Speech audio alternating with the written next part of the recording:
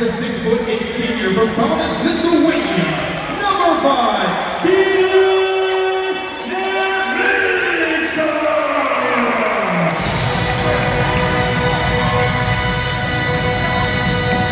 What's up, you guys? How y'all doing? So, the first homestand of the University of Hawaii men's basketball team has been concluded, and it was against UC Santa Barbara and Cal Poly.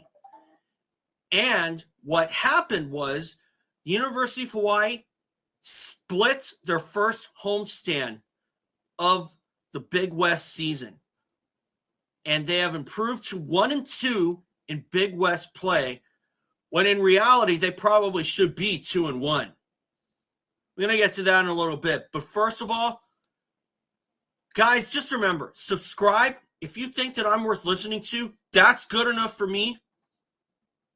So, hope to make it in a Hawaii sports career one day, especially since I've put college behind me as of spring 2022 in May. And still trying to find something. Looks like freelance writing could be my only option. So hopefully ESPN Honolulu is probably, or somebody from there is watching this and maybe seeing my own personal viewpoints. That's basically what I give, just my own authentic opinion. Okay. I'm not trying to put the team down or anything, because I think they're a hell of a team, and they can be. And what I saw in both games is an example of them being a good team. So before I get to this, guys, just remember, subscribe again. And in the meantime, here comes my banner. That's right.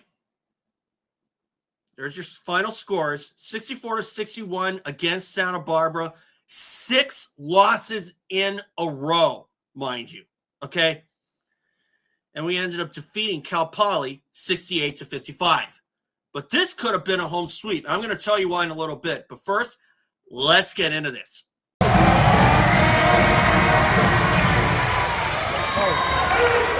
Okay, Santa Barbara. This is a team that is just really hard to defeat all around.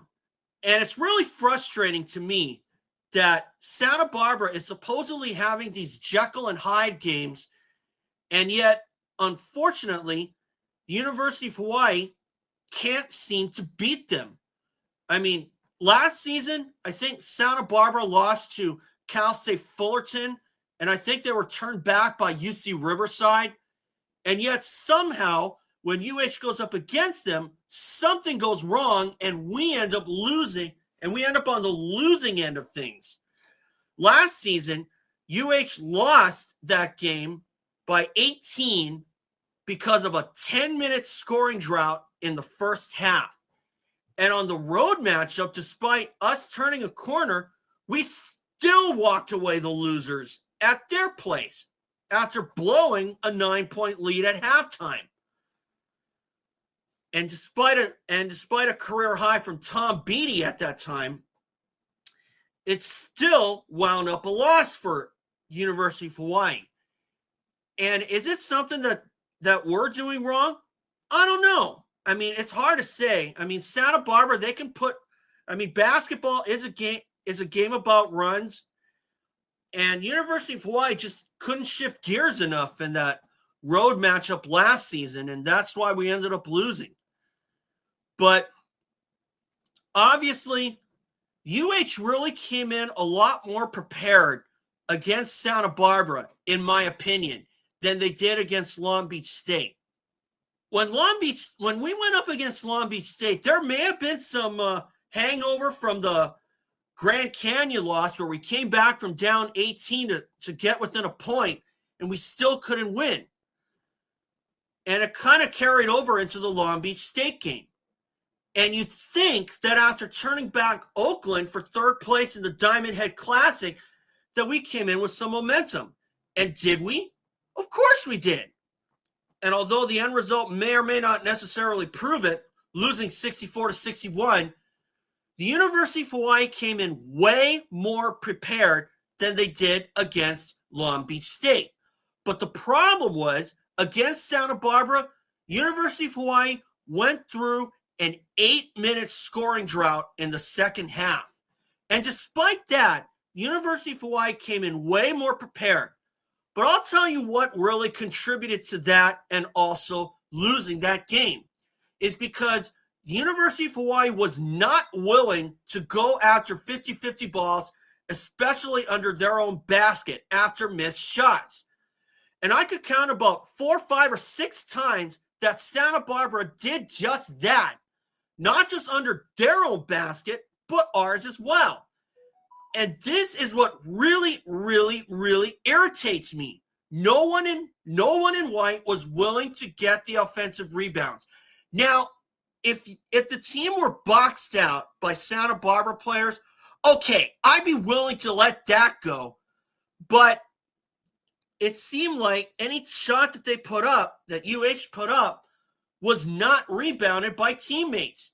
And what are the odds that you're going to walk away the winners if you don't get your own rebounds? Not very high, okay?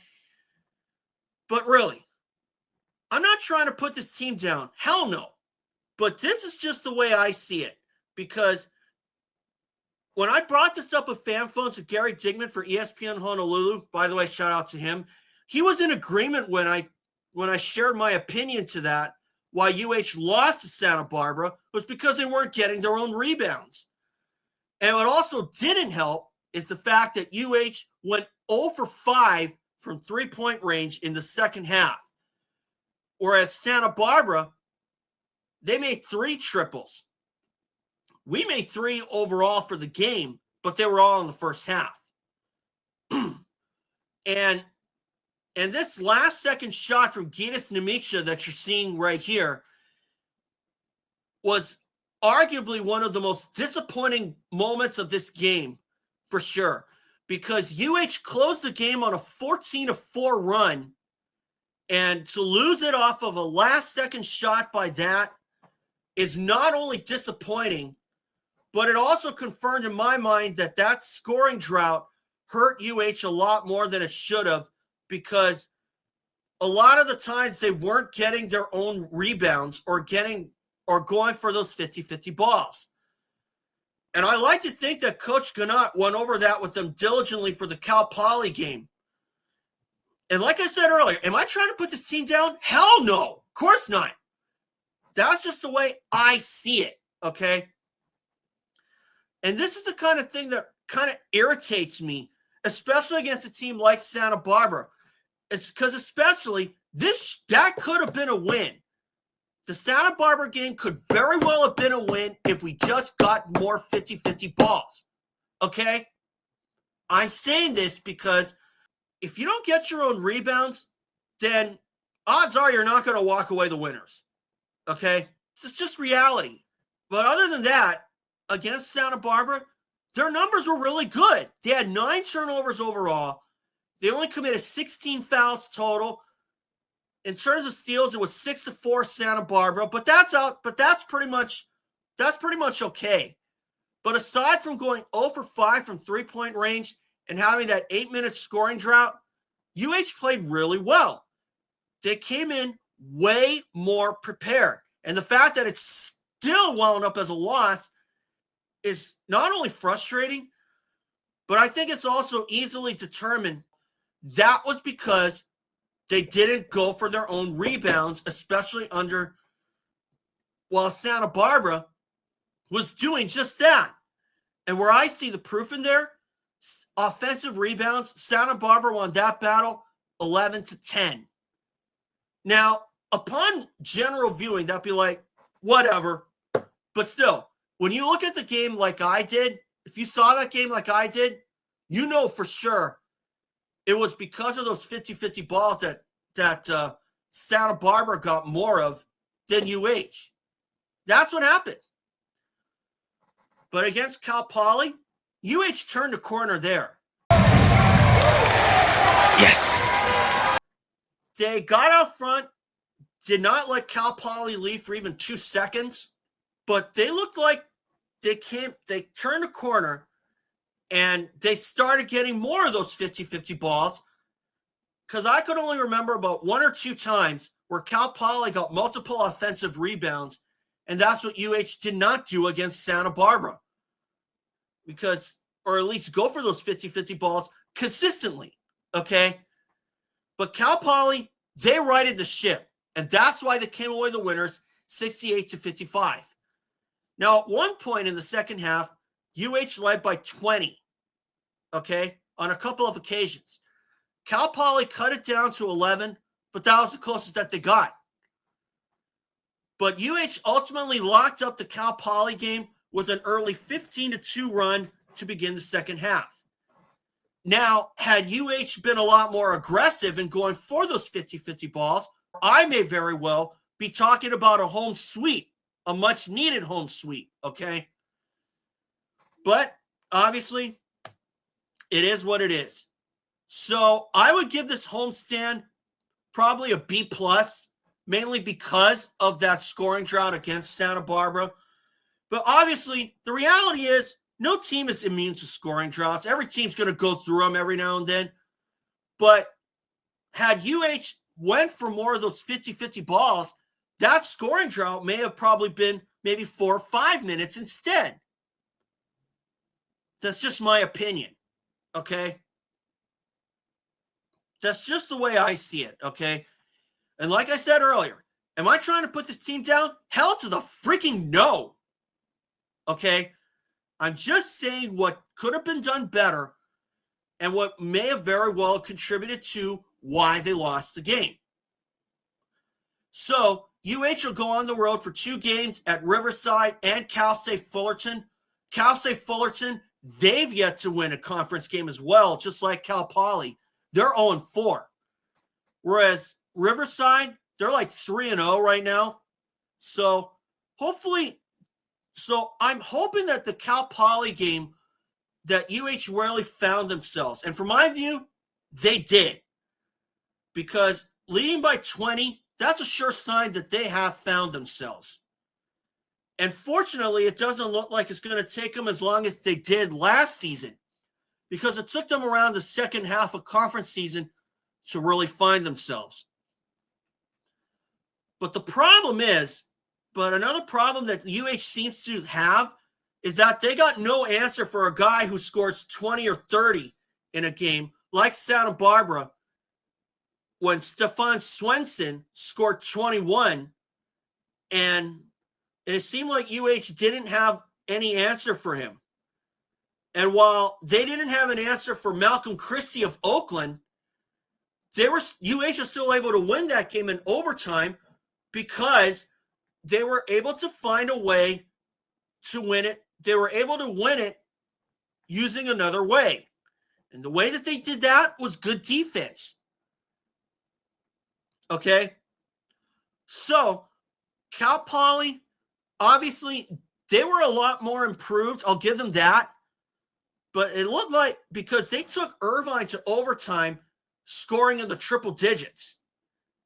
And Irvine came away the winners, I think, 108-100. Okay?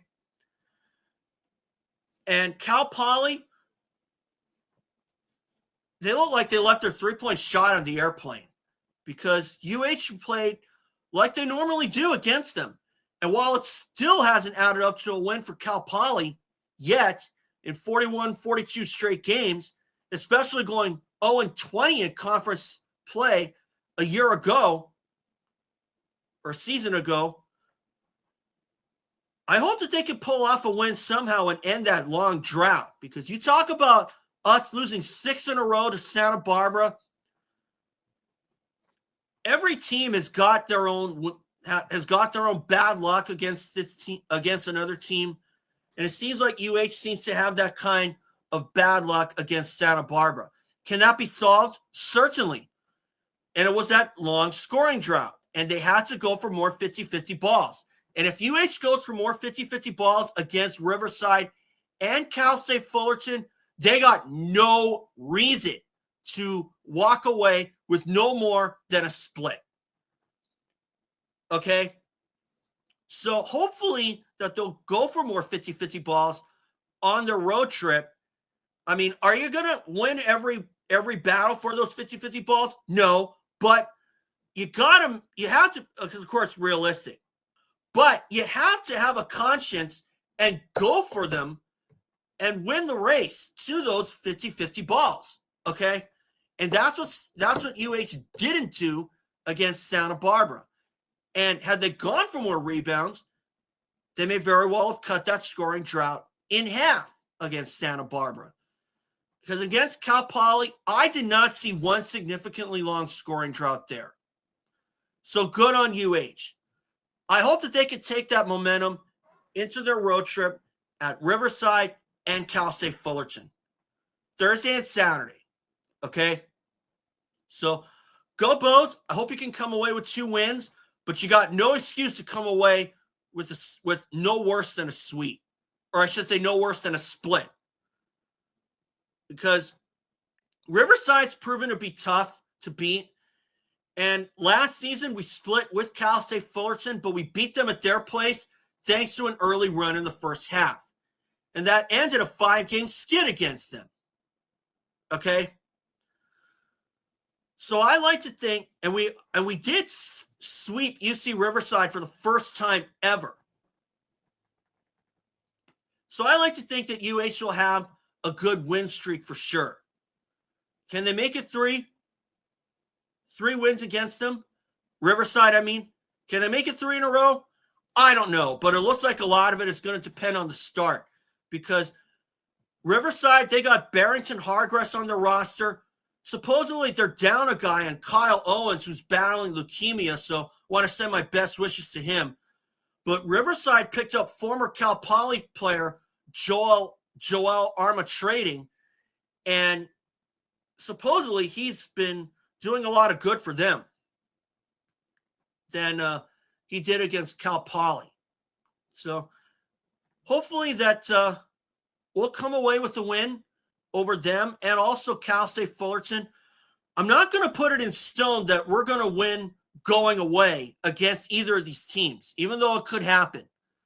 But we just got to play solid like we did against Cal Poly and go for those 50-50 balls. Okay? So anyway, guys, that's all for today. And remember, subscribe, and hopefully we'll be talking about road sweeps. Talk about a road sweep. And go Bows. Thanks, guys. And remember, subscribe, and I'll see you all again. Malama Pono, folks.